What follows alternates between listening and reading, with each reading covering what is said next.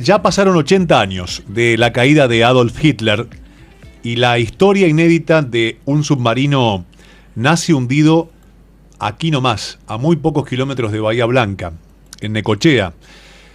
Mucho se habla de la presencia nazi en la República Argentina, en Bariloche, el Villa Langostura, bueno, toda esa zona sureña, pero ¿cómo vinieron? ¿Qué rastros dejaron? Algunos fueron evidentes, otros fueron ocultados por la burocracia argentina y alemana, y algunos que quieren ocultarlo, la historia, la pericia de un periodista, la pasión, el estudio incansable, los documentos irrefutables, hacen que ni los fondos de los mares más bravíos y las burocracias con mejor cintura lo puedan ocultar. ¿Por qué digo esto? Porque vamos a hablar con el periodista y escritor Abel Basti. El escritor y periodista Abel Basti es autor de varios libros y ensayos sobre la presencia en América del Sur de alemanes nazis prófugos luego de la Segunda Guerra Mundial. ¿Y qué hay de este submarino específicamente encontrado, estudiado por el periodista Basti en Necochea, que dan cuenta de su presencia y que lo ocultable o lo que puede estar quizás tranquilamente oculto en el fondo del mar no es así? Abel, ¿cómo le va? Qué placer saludarlo. Gracias por atenderme, Sebastián Shapiro, aquí en Duplex, en LU2 de Bahía Blanca. ¿Qué tal, Sebastián? Buenas tardes. ¿Todo bien? Todo bien, con una nevada bastante importante en Bariloche, que es donde resido. Bueno, al fin empezó a nevar. Sí, para esta época, en plenas vacaciones, todos los turistas muy contentos. Uh-huh. Bueno, pero dentro de lo que la gente va a buscar en Bariloche, usted tiene una misión aparte y vive en el epicentro de quizás donde muchos alemanes se habían refugiado luego de la Segunda Guerra Mundial. ¿Cuándo empezó su inquietud sobre este submarino en particular y sobre la presencia nazi en toda América del Sur? No, mi trabajo comenzó como periodista cuando Italia pidió la extradición de Erich Priebke, que vivía aquí en Bariloche, y bueno, todo mi trabajo como periodista en esos años tuvo que centrarse particularmente con el tema de él y bueno, y de los nazis que habían llegado a la Argentina. Desde esa época hasta hoy seguir esas huellas y esos indicios para juntar más evidencia y más información. Uh-huh. ¿Y cuándo supuso o tuvo certeza que aquí tenemos un submarino ocultado o oculto, hundido en las costas cerca de Necochea? ¿Tenía certeza según sus estudios? Y después, ¿cómo se pudo nutrir de la logística como para ir hacia el lugar, poder fotografiarlo, enviar los documentos y que realmente sea así? Cuéntele a la gente cómo fue ese camino. Sí, básicamente los inicios son a partir de una serie de documentos de la Armada Argentina, especialmente de julio de 1945. Berlín se había rendido en mayo del 45, pero estos documentos revelan que varios meses después de la rendición la Armada Argentina enviaba mensajes cifrados, etcétera, relacionados a la presencia de submarinos nazis en aguas argentinas. Así que documentalmente, desde el punto de vista oficial, eso está muy acreditado, muy acreditado. A esto hay que sumarle los testimonios, especialmente de los pobladores de la costa, porque era un secreto a voces el tema de la llegada de submarinos, los desembarcos durante esa fecha, ¿no? Uh-huh. Así que a partir de ahí, bueno, comencé a seguir historias, y en particular respecto a esta historia hay un incidente cuando los vecinos de Necochea denuncian ante la policía que estaban produciéndose desembarcos en horario nocturno en un área cercana a Quequén. La policía va al comisario que se llamaba Mariotti con 4 efectivos y ve y toma nota de que en la playa hay rastros de desembarco, hay huellas de camiones en un sitio inaccesible. Así que sigue esas huellas hasta una estancia que se llamaba Moromar, y cuando intenta entrar en la estancia es recibido por personal extranjero con ametralladoras que lo mandan de vuelta, ¿no? pide refuerzos a su central en La Plata, y la contestación de su jefe, bueno, dejemos las cosas como están, olvídese del tema. Así que ahí se había producido un desembarco, la gente iba a esa estancia, y después eran redistribuidos en otros sitios. Yo seguí un poco esa pista, di con parientes de personas que estaban al tanto de este suceso, que me ubicaron en el mapa un sitio donde habría quedado el submarino. Por supuesto, cuando alguien marca algo en el mar con el dedo índice en un mapa o sobre el mar, cualquier pequeña variación de ese dedo pueden ser kilómetros, ¿no? Uh-huh. Así que con un grupo que se armó, que se llamó Eslabón Perdido, con buzos deportivos, con una lanchita con motor fuera de borda, y comenzó a trabajar en ese lugar. Seguimos los testimonios también de pescadores que se les enganchaban las líneas en un punto determinado. Y bueno, después de un año de trabajo dimos con un casco que no estaba registrado en las cartas náuticas. Uh-huh. Es una zona de muchos naufragios, toda la cercanía o la rada del puerto de Quequén, pero no figuraba en las cartas náuticas, con la particularidad que no era un casco chico, sino un casco de casi 70 metros de largo. A partir de ahí hubo todo un proceso de registros de imágenes, una larga historia con la prefectura, que incluía la prohibición de seguir investigando en esa zona, pero con nuestras imágenes pudimos hacer las primeras pericias, no nosotros, sino los peritos, que nos indicaban que eso no era un barco, ¿no? Uh-huh. Esto tuvo su punto más alto con la pericia de expertos de la Liga Naval Italiana, que son muy conocedores del tema de submarinos de la Segunda Guerra Mundial, que certificaron que estábamos en presencia de un submarino alemán, clase 9, los clase 9 eran transoceánicos, eran muy grandes, semidestruidos por posiblemente explosivos. Bueno, eso es brevemente la historia del uh-huh. hallazgo, que fue denunciado oficialmente ante la prefectura. Después intervino el Servicio de Hidrografía Naval, que lo incorporó a las cartas náuticas. Hoy el sitio está marcado como un naufragio que no estaba antes. Bueno, todos se preguntan si entregaron un par de pabellones en Mar del Plata, fundido, ¿qué se escondía? ¿Por qué se ocultó?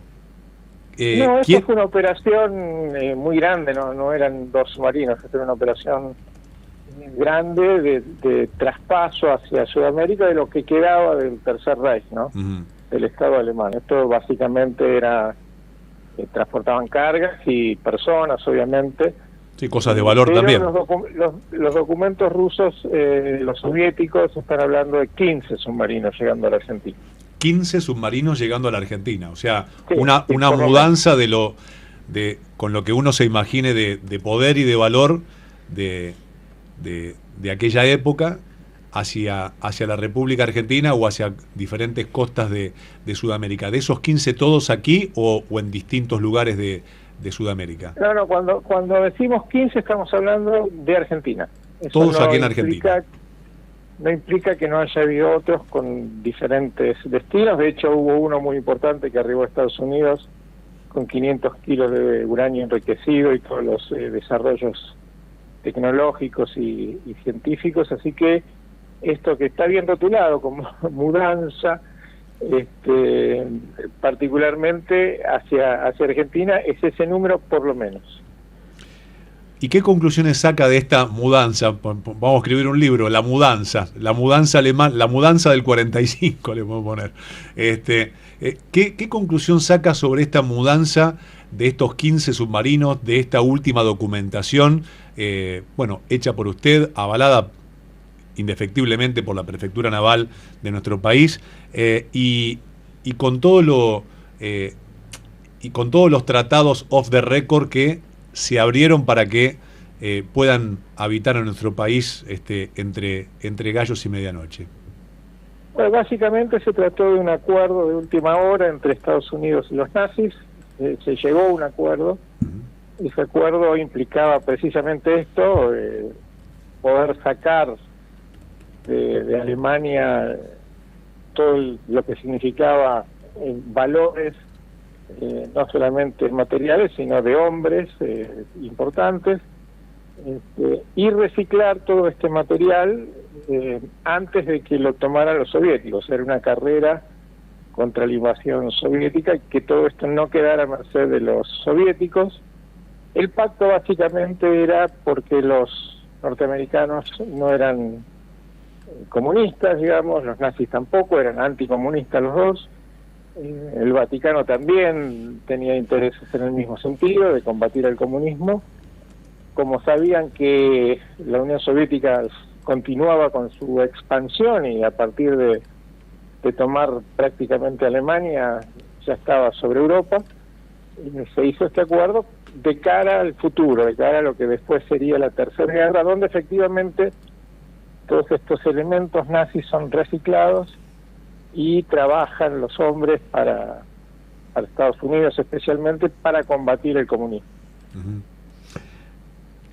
Hoy 2025, sigue documentando, hay mucho trabajo por descubrir, muchos, popularmente uno dice, Adolf Hitler pasó sus últimos días en la República Argentina, dentro de, y ya yéndome a otro costado de la historia, pero quizás de lo que más se habla.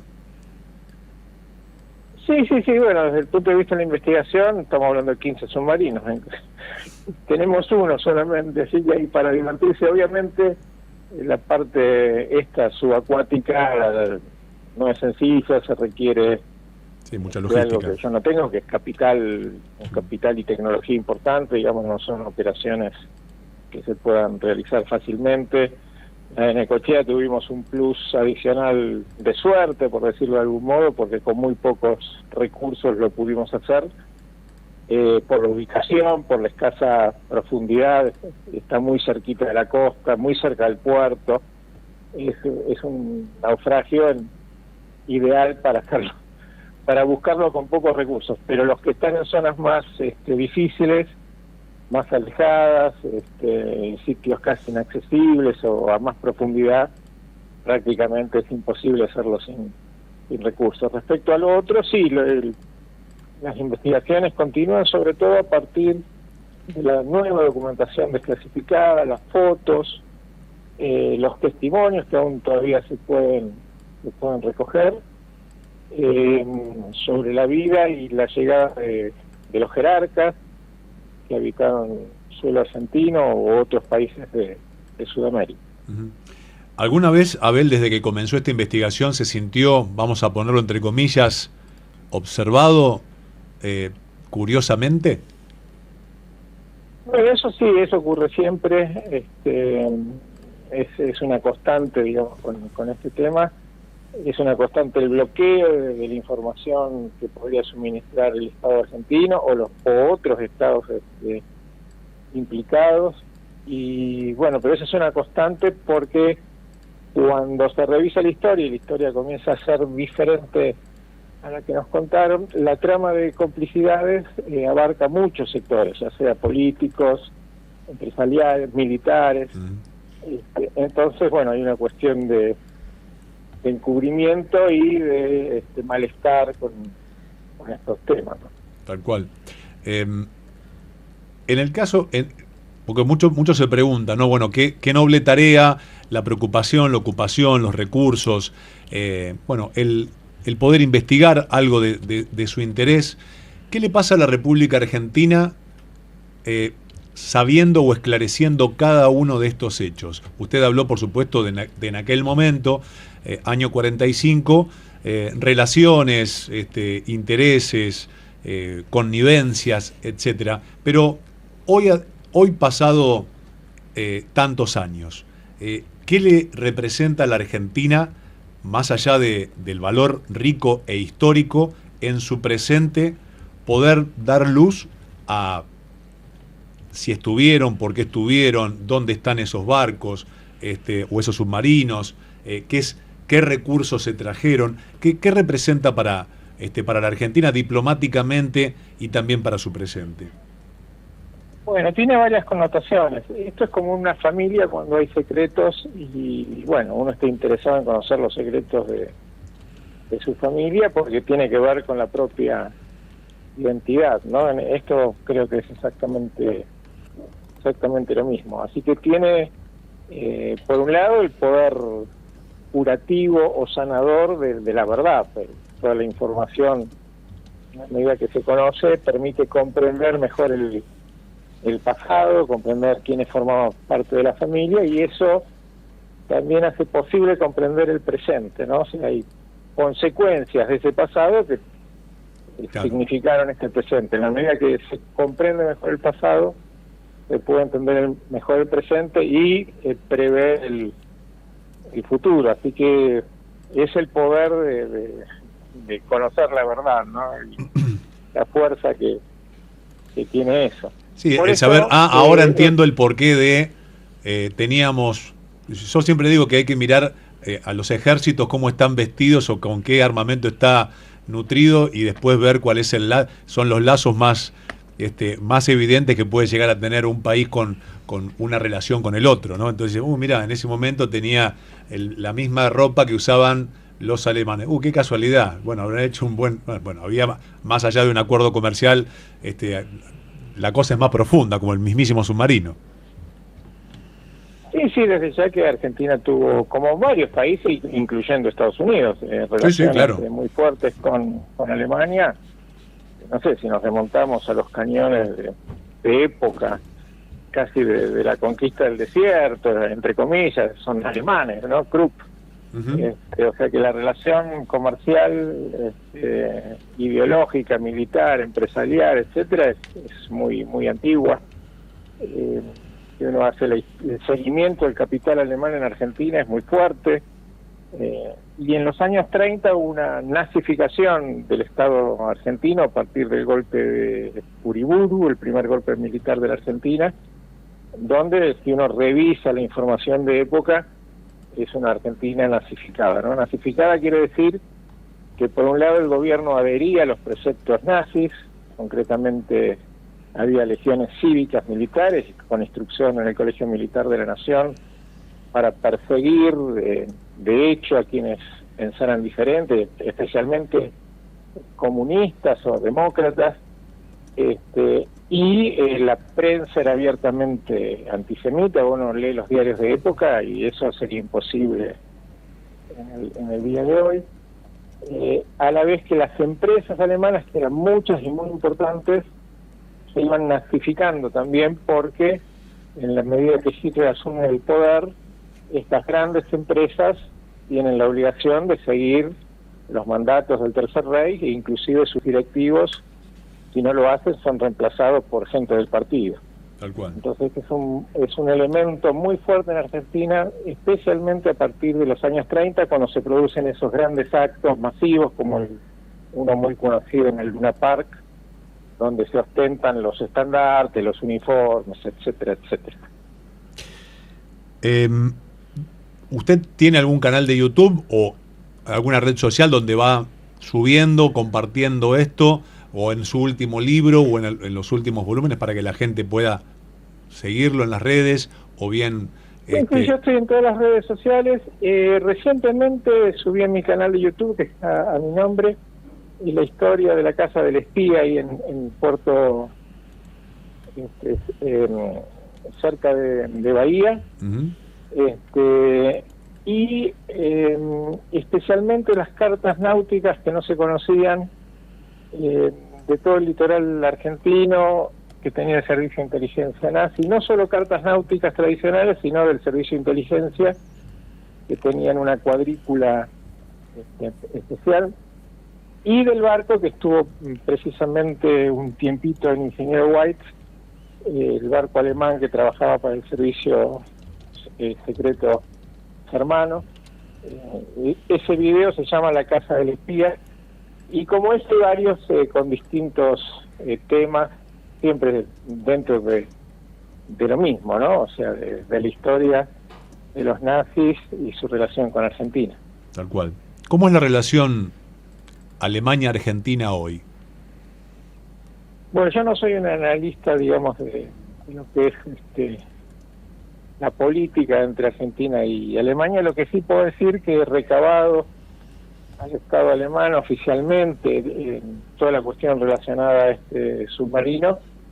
Ellos reconocen que es un submarino a través de los informes y las pericias que yo les he enviado, pero dicen que por el momento no tienen indicios de que sea alemán. Por el momento es porque efectivamente nosotros, por el estado del submarino, no hemos podido verificar su matrícula y no tener más detalles que pudieran demostrar con determinado grado de singularidad qué submarino es.